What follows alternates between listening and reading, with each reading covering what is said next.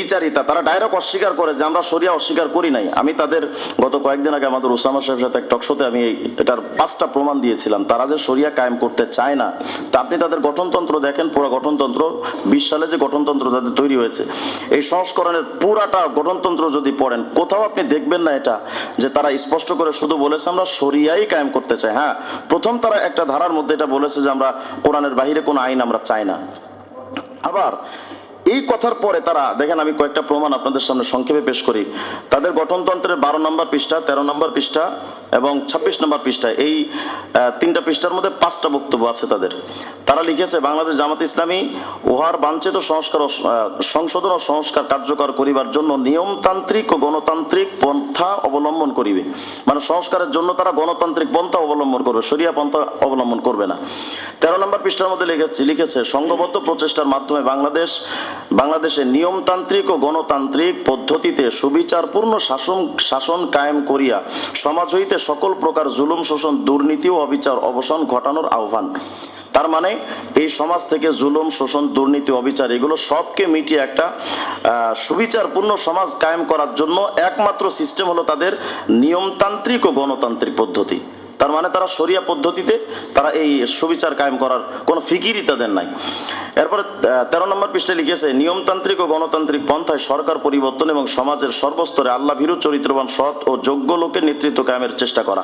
তার মানে সৎ ও যোগ্য লোকের, আল্লাহ ভীরু লোকের শাসন কায়েম করার জন্য তারা নিয়মতান্ত্রিক ও গণতান্ত্রিক পদ্ধতি অবলম্বন করবে, শরিয়া পদ্ধতি অবলম্বন করবে না।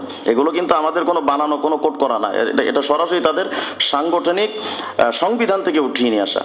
এরপরে দেখেন আপনি 12 নম্বর পৃষ্ঠা যদি দেখেন, জামাত ইসলামের লক্ষ্য উদ্দেশ্য কি। আমরা তো মনে করি জামাত ইসলামের মূল লক্ষ্য উদ্দেশ্য হলো এরা সমাজে ইসলামী আইন বাস্তবায়ন করবে, কিন্তু এই কথা তো তারা তাদের লক্ষ্য উদ্দেশ্যের মধ্যে লেখেই নেই।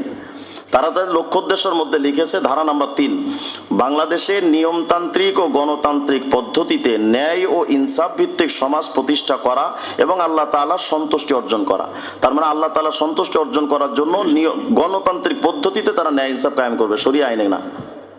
তাহলে তাদের লক্ষ্য উদ্দেশ্যের মধ্যে মূল বক্তব্যই হলো যে আল্লাহ সন্তুষ্টি অর্জন করবে বেঈমানদের বানানো গণতন্ত্র দিয়ে। তার মানে এরা কত লেভেলের, মানে মুনাফিকের তো একটা সংজ্ঞা থাকে, এরা করে সংজ্ঞার বাইরে মুনাফিক। এই জন্য আমরা সবসময় এদের বিরোধিতা করে আসছি যে আসলে এরা ইসলামী যে চেতনা, মূল্যবোধ, এখানে তারা আমাদের আকীদা, বিশ্বাস, আমাদের আমল এমন কোনো জায়গা নাই যেখানে তারা আঘাত করে নাই। যেমন দেখেন আমলি দিক থেকে আমি আমাদের আকাবির আসলাফের কাছে অনেক সময় জামাত ইসলামের লোকেরা যেত যে হুজুর আমরা সমাজে ইসলাম কায়েম করতে চাই। একবার আমাদের এক বুজুর্গের কাছে একজন লোক গেছে, হুজুর আমরা সমাজে ইসলাম কায়েম করতে চাই। হুজুর বললেন তোমার মধ্যে তো ইসলাম নাই, মাথায় টুপি নাই, মুখে দাড়ি নাই, গায়ে পাঞ্জাবি নাই, তোমার ভিতরে ইসলাম নাই, তুমি আবার ইসলামী হুকুমত কায়েম করবা। নিজেদের মধ্যে ইসলাম নাই, অথচ এরা ডাইরেক্ট ইসলামী হুকুমতের কথা বলে মানুষকে ধোঁকাবাজি করছে। মূলত জামাত ইসলাম গত কয়েকদিন আগে ওসামা ভাই একটা কথা বলেছিল যে জামাত ইসলাম কোনো আকীদা এবং আমলি সংগঠন না। তাহলে আমার প্রশ্ন হলো, যদি এটা আকীদা এবং আমলি সংগঠন না হয় তাহলে এটা নিশ্চয়ই একটা গণতান্ত্রিক সংগঠন।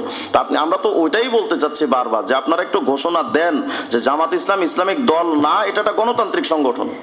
বাস এটা যদি ঘোষণা দেন তাইলে তো মানুষ আর ধোঁকাবাজি করার দরকার নাই যে জামাত ইসলাম ইসলাম কায়েম করতে চায়।